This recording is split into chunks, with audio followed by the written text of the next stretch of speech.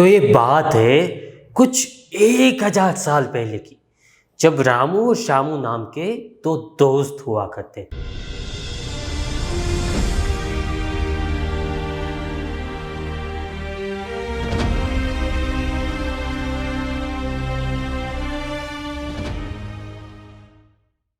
वो हमेशा साथ में ही रहते थे। उन लोगों का खाना पीना, मौज मस्ती करना वो नहीं जो आप लोग सोच रहे हो, ठीक है। पर रामू और श्यामू थे बड़े ही पैसे वाले। उनके पास खुद का महल था, ढेर सारा सोना था, नौकर चाकर थे। तो एक दिन क्या होता है कि जो पड़ोसी गांव होता है वहां पर एक बड़े से महल की ऑक्शन लगती, यानी कि हराजी लगती, जिनमें रामू और श्यामू दोनों को इनवाइट किया जाता है। तो ये दोनों अपने पास जो भी कुछ हीरा जवेरात, मोती, सोना जो भी कुछ था वो एक मटके में भरते हैं और दूसरे दिन निकल पड़ते हैं अपने मंजिल की ओर। अब आप सोचो, वो 1000 साल पुराने समय की बात, वो गाढ़ जंगल, वहाँ के बिल्कुल सुनसान रास्ते, वहाँ पर ये दोनों चलते जा रहे। ये दोनों जा रहे, बातचीत कर रहे। अब दोपहर हो गई। दोपहर हुई तो इन दोनों को भूख भी लगती है। तो वो लोग अपने अपने टिफिन में देखते हैं कि बीवियों ने क्या बनाया है। मैंने बोला ना, ये लोग वो नहीं जो आप लोग सोच रहे हो। तो अब रामू के टिफिन में था थेपला, सूकी भाजी और दही, जबकि श्यामू के टिफिन में मस्त पंजाबी साग with butter masala with kulcha paratha या लच्छा परोठा, जो भी आप करो। उसकी बीबी पंजाबी थी ना यार, समझा करो बात को। तो अब ये दोनों आपस में मिल बांट कर खाना खाते, पेट भर के खाना खाते। अब पेट भर के जब खाना खाते तो जाहिर सी बात है नींद तो आनी है। तो अब दोनों सो जाते, बड़े ही आराम से सो जाते। अब इतनी देर में वहां पर डाकू लोग आ जाते। उस वक्त पर जो वहां का सबसे खूंखार डाकू था वो था कबीर सिंह। तो कबीर सिंह, आपको पता होगा कि डाकू कभी अकेले नहीं आते, उनके साथ हमेशा उन लोगों की टोली रहती ही। तो कबीर सिंह अपनी टोली को लेकर आ पहुंचा। उनके पास कुत्ते भी थे, हथियार भी थे, तलवार, बंदूकें जैसे। तो कबीर सिंह और उनकी टोली घोड़ों पर आती है। अब वो लोग घोड़े पर से नीचे उतरते। अब ये दोनों गधे अभी भी सो रहे। भाई, धर्म पत्नी के हाथ का खाना इतना भी स्वादिष्ट नहीं होता। चलो पॉइंट ऑफ जोक, बढ़ते हैं कहानी में आगे की ओर। तो अब ये दोनों सो रहे। तो कबीर सिंह ने इशारा किया अपनी टोली को। उनकी टोली ने जाकर रामू और श्यामू की गर्दन पर तलवार रख दी। अब ये देखकर रामू और श्यामू की तो नींद ही उड़ गई, नींद उड़ गई। तो जैसे ही नींद उड़ी, रामू ने देखा डाकू, उनकी टोली, उनके हथियार, उनके खूंखार कुत्ते।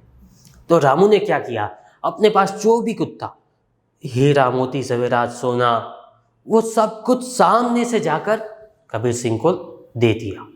साथ में जो उसने हाथ में जो अंगूठी पहनी थी वो भी दे दी, गले में जो चेन पहना था वो भी दे दिया। ये देखकर कबीर सिंह बड़ा खुश हो गया। कबीर सिंह ने रामू को बोला, रामू निकल, पहली फुर्सत में निकल, और पीछे मुड़कर मत देखियो भाई, अगर तूने पीछे मुड़कर देखा तो अपन गोली ठोक देगा। ये बात सुनकर रामू चुपचाप चला गया। रामू ने कुछ भी नहीं बोला, वो बिना पीछे देखे वहां से चला भी गया। पर श्यामू को चढ़ी थी चर्बी। श्यामू चिल्लाने लगा, बचाओ बचाओ, ये सोना मैं तुम्हें नहीं दूंगा। कबीर सिंह, ये तुम्हारे बाप का माल है क्या? Kabir Singh tell him, okay dear, no problem, खिचक, हम छीन लेंगे, simple, very simple. Kabir Singh ने श्यामू को मार दिया। वो तो उनके कुत्तों को भी बोल, खा लो बच्चे लोग, ऐसा खाना रोज रोज नहीं मिलता। अब कबीर सिंह ने श्यामू को मार भी दिया और श्यामू के पास जो कुछ भी था वो सब कुछ लूटकर वहां से निकल गया। रामू वापस अपने घर लौटा। वो श्यामू के परिवार के पास गया। उसने शामू के परिवार को पूरी बात बताई। अब आप ज़रा ध्यान से सोचो, शामू की बीवी जब विधवा हो चुकी, शामू के माता पिता की, शामू एक लौती संतान था, उनके माता पिता के साथ क्या बीत रही होगी। शामू का खुद का बच्चा जो अब अपने बाप को कभी भी नहीं देखने वाला। तो ये कहानी कहने के पीछे का तात्पर्य ये कि हम रामू की तरह सामने से जाकर मार्केट को स्टॉप लॉस क्यों नहीं देते, जबकि रामू जानता था कि अगर मेरे पास से ये खजाना चला गया, जो भी कुछ था वो चला गया, पर अगर मैं जिंदा रहा तो मैं फिर से जाकर ऐसी 10 संपत्ति और खड़ी कर दूंगा। अगर हम लोगों ने एक बार स्टॉप लॉस दे दिया और हमारे पास खुद का कैपिटल बचा रहा तो हम एक नहीं ऐसे 10 स्टॉप लॉस जितना प्रॉफिट हम फिर से कमा लेंगे। पर क्यों हम शामू की तरह जिद पर अड़ जाते हैं, उन लोगों के अगेंस्ट में जाते हैं जिनको हम जानते तक नहीं। हम मार्केट में अड़े रहते हैं, ये तक नहीं जानते कि हमारे सामने कौन है। वो इंस्टीट्यूशनल इन्वेस्टर हो सकता है, वो हेज फंड हो सकता है, वो कोई एक बड़ा सा स्ट्रीट ट्रेडर हो सकता है, या फिर छोटे छोटे काफ़ी सारे रिटेल ट्रेडर्स हो सकते हैं। हम ये तक नहीं जानते कि हमारे दुश्मन की ताकत कितनी है, फिर भी हम उसके सामने लड़ने चले जाते हैं। अब ज़रा आराम से सोचना कि जब आपका कैपिटल वाइप्ड आउट हुआ तो क्या उसके बाद मार्केट बंद हो गया? नहीं। उसके बाद क्या आपको फिर से दोबारा वैसी अपॉर्चुनिटी नहीं मिली ना। जरा सोचो कि जब आपका कैपिटल गया, उसके बाद जब आप मार्केट को देखते थे तो मार्केट को देखकर आपको कभी ऐसा नहीं लगा कि यार अगर आज मेरे पास कैपिटल होता तो मैं इस ट्रेड में अपने पूरे कैपिटल को एक झटके में डबल कर लेता? लगा ना। क्या कभी ये सोचा है कि जब आप एक बड़ा लॉस करते हो उसके बाद जो आपका एक उदास चेहरा होता है वो देखकर आपके बीवी बच्चों या फिर माता पिता वो जब आपका उदास चेहरा देखते तो उन पर क्या बीतती होगी। एक बार आराम से बैठकर ये सारी बातों को सोचो और एक सिस्टम स्टॉप लॉस लगाना स्टार्ट कर दो। पता नहीं मैंने कितने दिनों से ट्रेड नहीं किया। जब मेरा कैपिटल वाइप आउट हुआ था, मेरा 15 लाख का लॉस हुआ था, उसके बाद तुरंत ही मैंने खुद की साइकोलॉजी पर काम करना स्टार्ट कर दिया।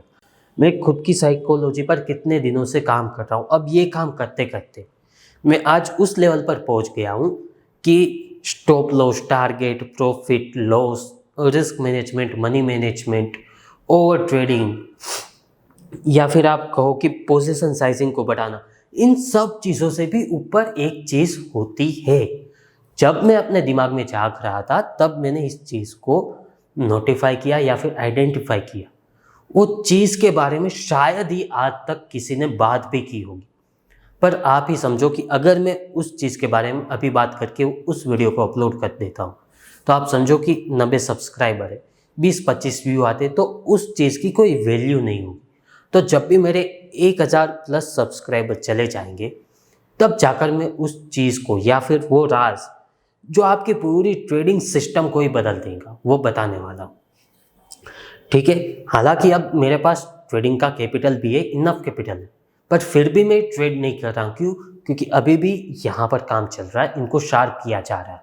पर एक बात की मैं आपको गारंटी देता हूँ कि अब जब मैं फिर वापस आऊँगा तब बात कुछ और ही होगी और मैं पूरी की पूरी गेम को एक ही झटके में पलट देने वाला हूँ। तो बने रहिए मेरे साथ और मिलते हैं फिर से अगले वीडियो में।